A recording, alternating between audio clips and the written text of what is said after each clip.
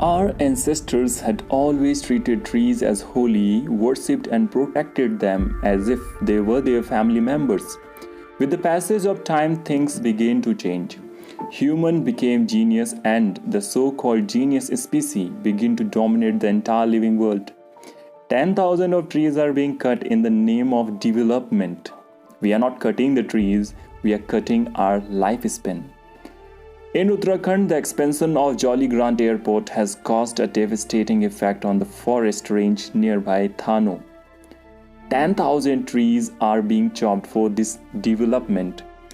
On 18th October, people came on the roads, sung songs, raised slogans, hugged trees as if the Chipko Andolan of 1973 reoccurred. The situation is getting worse. Development is necessary but not at the cost of future generations' life. Today is the day when we need to analyze what is going on. Are we really thinking about the development which is useful, or are we being selfish? In true sense, it is not development which is necessary. We need to practice sustainable development. Development with taking care of the future generations needs to. If we finish all the resources, then the scarcity all of these non-renewable resources won't let the upcoming generation live a healthy and satisfying life.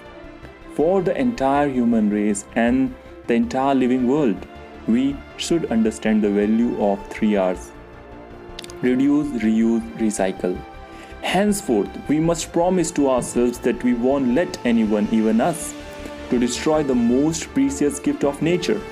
Let's appeal to the government to adopt the parameters of sustainable development and find some other ways out.